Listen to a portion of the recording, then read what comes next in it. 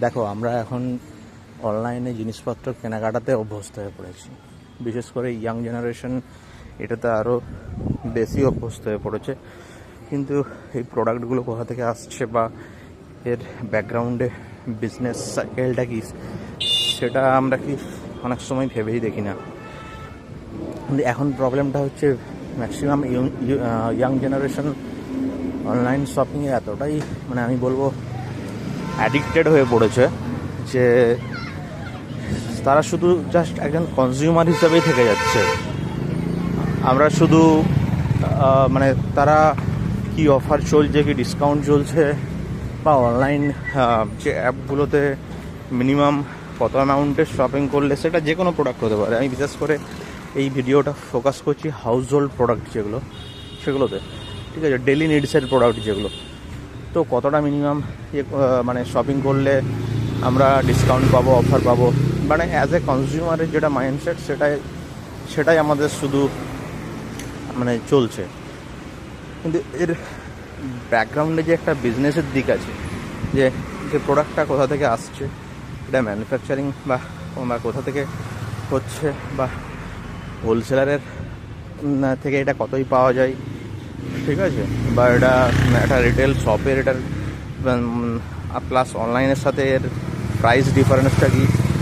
তো এই কিউরিসিটিগুলো আমাদের মনের মধ্যে, বিশেষ করে ইউথ জেনারেশনের মধ্যে আসছে না। দেখো, এটা কিন্তু এই ভিডিওটা কিন্তু এটা নয় যে একটা কনজিউমার এগুলো তুমি জানলে যে তুমি প্রোডাক্টটা আরও রিজনেবল রেটে কিনতে পারবে, আমি সেই পার্সপেক্টিভ থেকে বলছি না, ঠিক আছে। দেখো, এটা বলার কারণ যে আজকে আমাদের যে অনলি জব ওরিয়েন্টেড যে মাইন্ডসেট, সেটার পাশাপাশি কিন্তু আমাদের বিজনেস ওরিয়েন্টেড যদি মাইন্ডসেট করতে হয়, আমাদের কিন্তু এই জিনিসগুলো ভেবে দেখা দরকার। আজকে তুমি শুধু স্ক্রিন থেকে স্ক্রিনের উপর চোখ সরিয়ে, সেই স্ক্রিন থেকে চোখ সরিয়ে তোমাকে মার্কেটেও যেতে হবে, তাহলে কিন্তু তুমি আসল রিয়েলিটিটা বুঝতে পারবে। কখনো কখনো অনলাইনের সাথে সাথে কখনো কখনো রিটেল মার্কেটেও যাও, পাড়ার দোকানগুলোতে, সেইখানে কিছু জিনিসপত্র কেনো, সেখানে দোকানদারের সাথে ইন্টারাকশন করো।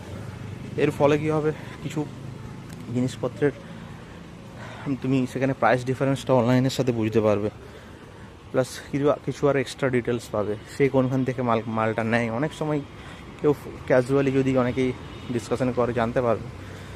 বা উইকেন্ডে কখনো কখনো আমার নিয়ারেস্ট যে হোলসেল মার্কেট আছে, যারা কলকাতায় থাকো তারা বড়বাজারে যেতে পারো উইকেন্ডে।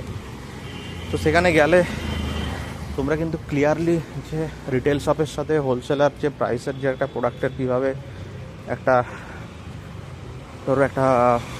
সয়াবিনের প্যাকেট, ঠিক আছে, তো সেটাকে কেউ 100 টাকায় কিনে 1 কেজি, সেটা 140 টাকায় একজন রিটেল শপে বিক্রি হচ্ছে। এই ডিফারেন্সটা বুঝতে পারবে।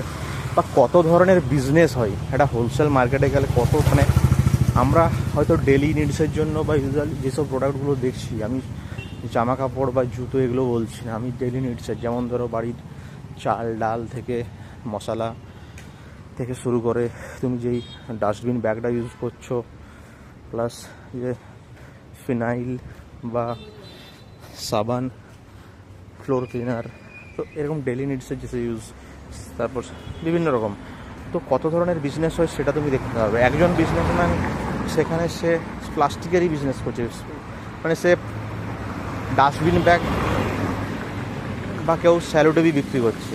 আবার অনেকে আছে কেউ সোলার যে বক্সগুলো হয় সেগুলো বিক্রি করছে, ঠিক আছে, কেউ শুধুমাত্র ড্রাই ফ্রুটসই বিক্রি করছে।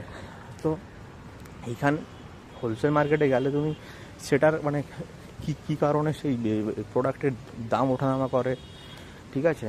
এই প্লাস্টিকের দাম রিসেন্টলি বেড়ে গেছে যুদ্ধের কারণে।